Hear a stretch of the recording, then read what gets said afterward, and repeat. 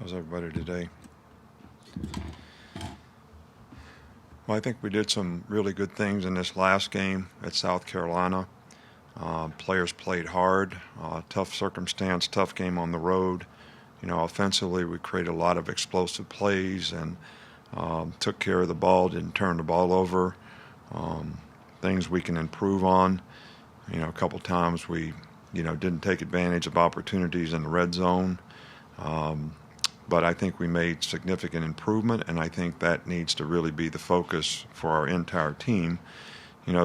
Defensively, we played well at times, but, we made some mental errors that allowed them to, keep possession of the ball, which is not a good thing, but made some big red area stops that, kept them off the board, got a couple turnovers. But I think there's a lot of things that we can improve on, and the number one thing is we got way too many penalties. We shot ourselves in the foot on both sides of the ball, which really hurt. I thought special teams was a real plus for us in this game. Did a great job in kickoff coverage, did a pretty good job of negating their return game in every way, and so I thought that was a positive for us. I think our focus needs to be on, all right, here's what we're doing well, here's the things we need to improve on, and we really got to go to work on that. But there's three intangible things that we got to make sure we're getting from all the players that play, no matter who they are or what team. All right, that you're playing to a level of toughness, you're giving a level of effort to the standard that we needed, and we're playing with the discipline that we need to execute. And a lot of these penalties that we got in this game, were unforced errors, jumping off sides, things like that, critical situations, not substituting correctly on defense. I mean, we cannot put ourselves in those positions. 3rd and 10 is a whole lot different than 3rd and 5. So you get an offsides or whatever, and it makes it 3rd and 5, and they hit a big play because you're playing different kind of coverages. So, I think we're playing a team this week that's a very explosive team in Southern Miss. They score a lot of points. They do a lot of things on offense that obviously, they're in the top 10 in the country or whatever in pass offense, 347 yards a game. It's because they got good skill players. They got a good scheme. They dish the ball all over the perimeter, make you, play in space all the time, which we need to do a good job of. The quarterback does a good job of executing. Defensively, they're very active, on defense, try to create a lot of stunning and moving. And this is one of the most explosive teams that we've played on special teams. This returner, number 2, is a punt return for a touchdown, 2 kickoff returns for touchdowns already this season. And they're ranked nationally, in all those areas. So this is not a time for us to be thinking that we don't have to prepare well and work to focus on the things that we need to do to play well in our preparation for, this game. So we need to go to work on that. From an injury standpoint, LaBryan Ray is probably out for sure for this game. We're doing some further testing to see, what the situation is with his foot, but it's undetermined right now as to how long he may be out. There's a lot of talk about speed and route running with receivers, but how do you guys develop the hand strength for catching footballs with the receivers? Well, I don't.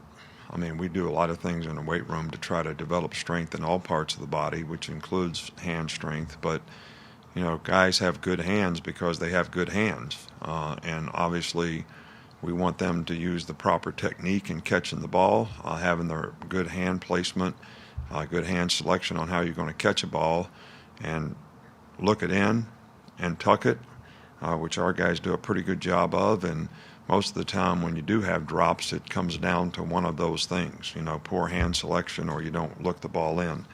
So, but, we're just fortunate that we have some guys that are very explosive and they have very good hands.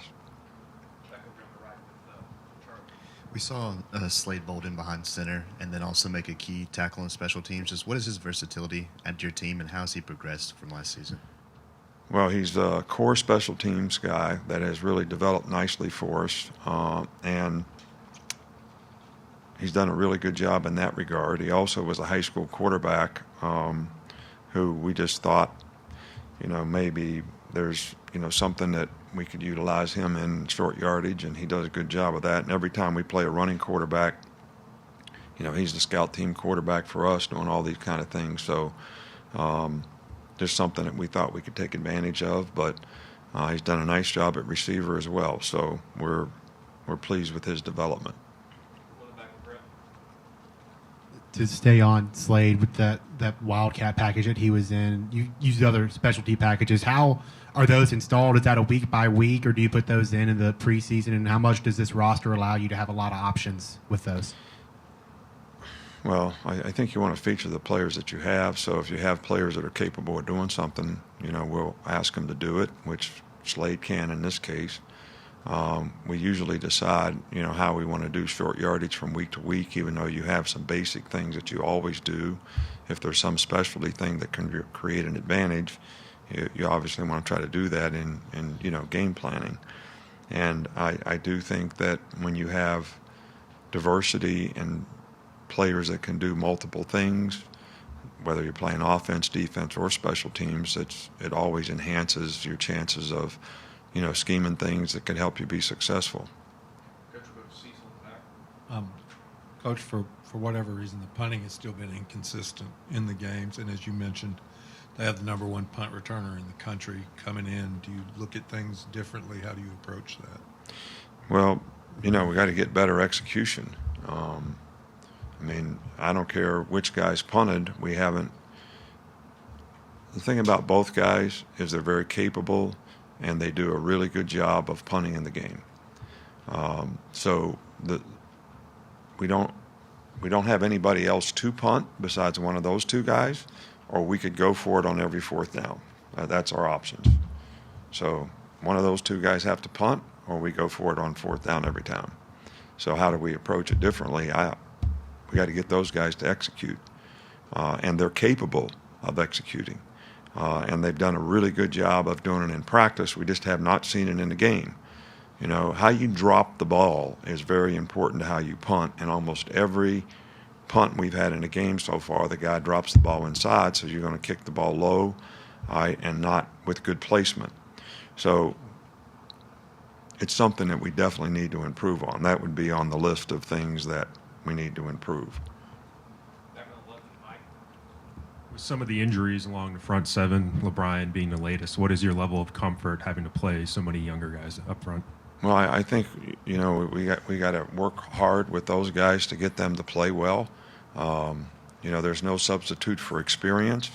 There's no question about that. And we do have a lot of young guys playing in the front seven. But the challenge for us as coaches is, to try to teach those guys. And I think if those guys could really get comfortable with the basics and the basic fundamentals, then their ability to adapt, in a game or when different things come up, they're going to be able to adjust better. But you really can't coach experience into players. You can just try to teach them how to do things, and as they get more repetitions, hopefully they're going to improve and develop confidence. And that's our goal with each and every one of those guys. What did you see from Patrick Surtain, and how valuable is he that he can play in multiple positions, moving back out the cornerback? Well, Patrick played, very well in the game. I think that he does give us some flexibility as to whether we play him at corner or we play him at star. We have a couple guys that have some diversity in the secondary this year, which is very helpful. But the focus with that group is, we didn't do a great job on the perimeter. We got to do a better job taking on blocks. We got to do a better job getting off blocks. We can't give up 1-for-1 on the perimeter, and we got to tackle better. That's the whole group. All right, so that's something that we need to focus on and improve, because we get a lot of those opportunities again this week. Go back to Michael here. Just wondering if you had an update on the plan with Will linebacker this week. Well, what's changed? We got number 8, number 10, and there's no plan right now as to see how guys work out in practice, and if they do well, we'll play the guy that we think that can do the best job in the game.